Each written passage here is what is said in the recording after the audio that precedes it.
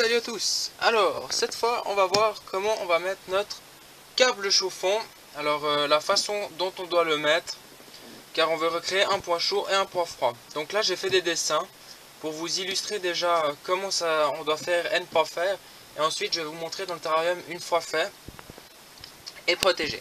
Donc votre câble chauffant, pardon, c'est une prise avec un câble normal comme un câble d'électrique, et au bout avec une petite sonde arrondie. C'est la chaleur qui va se produire, que vous allez régler sous thermostat.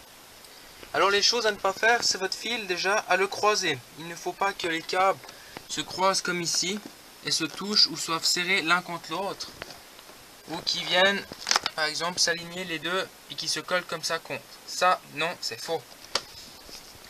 Alors là on peut très bien voir le dessin qui est faux. Le câble se croise, là il vient se retoucher, il se recroise et ainsi de suite, c'est mauvais.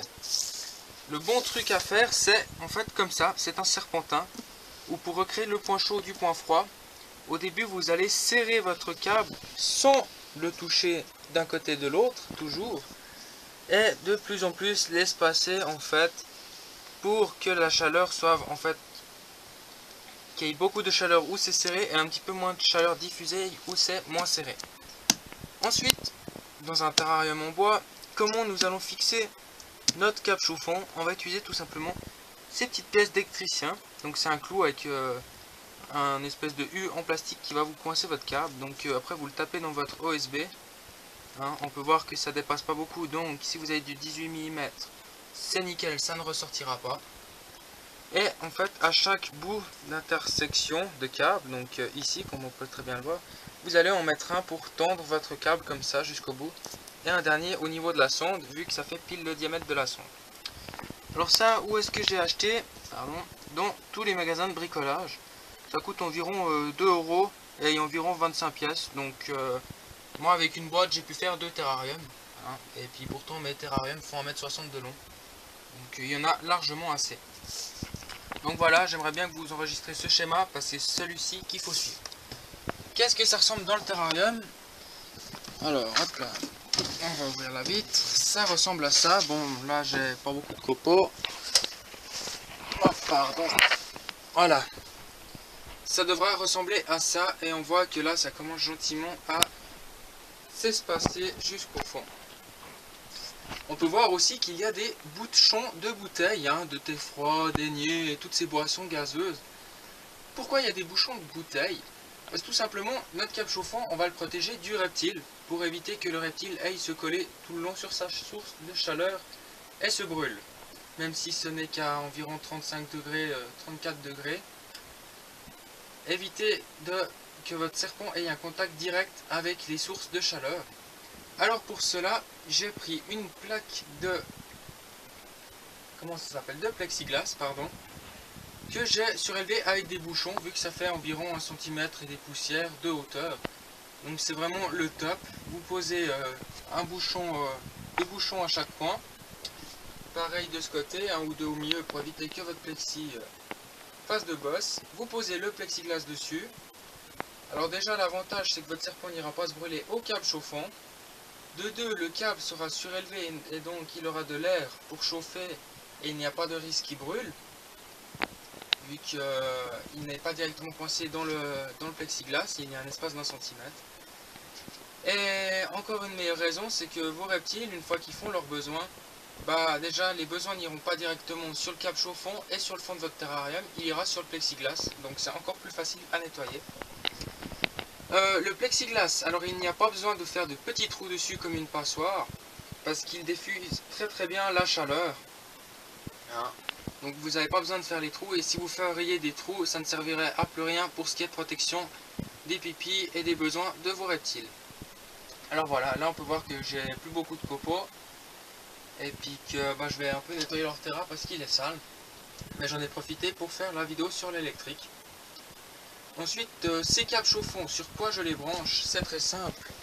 On peut voir là, comme quoi il y a une petite boîte en fait qui est reliée à ce gros boîtier qui est le diffuseur de la chaleur, et en fait sur un thermostat contrôleur Pro 2, où je vais vous mettre après une feuille de comment on le règle de A à Z, ce qui est très simple pour moi. En tout cas j'ai réussi du premier coup.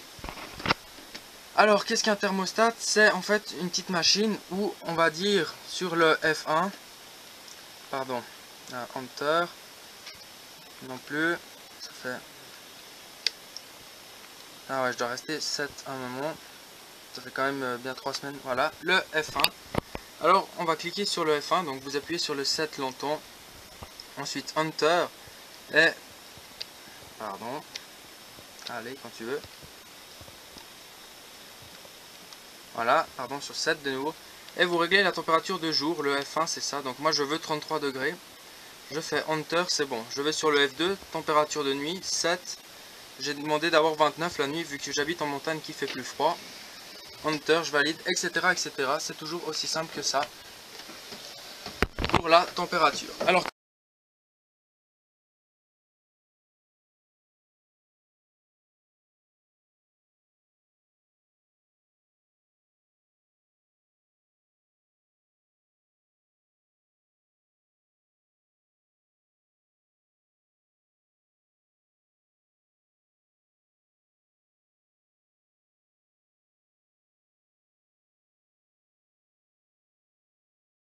comment la température est réglée? Alors, votre câble chauffant est branché sur la pièce là-bas, ici, et vous avez une sonde qui va dans le terrarium. Du reste, les températures qui sont là sont les températures de mon bois de Dumeril. Et en fait, où est-ce qu'il est? Pour que je me fasse taper, c'est bon. La sonde dans le terrarium qui est là, ça ressemble à ça. C'est un câble avec un petit bout que vous avez posé à l'endroit où il y a le câble chauffant. Donc comme on peut le voir, hein, le principe reste le même avec le plexiglas, j'ai fait. Là, j'ai mis dans sa cachette. Et puis voilà comment on installe. Pour ce qui est de l'électricité niveau éclairage, c'est aussi très simple. Là on peut voir que j'ai un néon LED. Dans celui-ci de même. Ces néons coûtent vraiment pas cher. Là je crois que celui-ci vaut 16 francs et celui d'en haut 20. Alors je vous conseille le LED parce qu'un, il éclaire vachement bien. Même en prenant des petits néons. Celui-là fait environ 32 cm, ouais, 32 cm de long. Et puis bah, on peut voir qu'il éclaire très bien le terrarium. Et la particularité de ces néons, c'est qu'ils ne chauffent pas.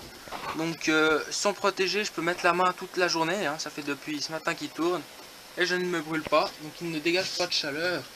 Et ne vous change pas les chaleurs de votre terrarium, ce qui est un avantage. Et puis ceux-ci on peut les mettre sur minuteur, donc moi je le fais pas parce que vu que c'est dans ma chambre, tous les matins je me réveille, j'allume. Et puis bah voilà, c'est aussi simple que ça. Après pour ce qui est des ampoules dans ce style chauffante, celle-ci elle me chauffe pile à la bonne température, donc je n'ai pas de thermostat. Mais bien sûr tout ce qui est lampes chauffantes, hein, donc qui produisent de la chaleur, il faut les protéger avec un grillage pour éviter que votre serpent de nouveau aille se brûler à la lampe en elle-même. Ensuite il y a les lampes céramiques qui sont à peu près comme celle-ci mais qui ne dégagent pas du tout de lumière.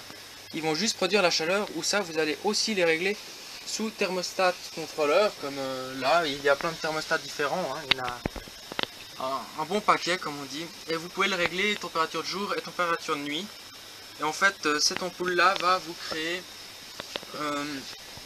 comment dire, va vous créer par exemple pour ce terrarium que j'ai là en haut, je vais en mettre une en haut à gauche, je vais régler à 33 degrés la journée et vers 8 h le soir ça va se couper pour que la température de cette ampoule céramique qui ne fait pas de lumière bien sûr va me produire de la chaleur plus basse, donc va chauffer un petit peu moins.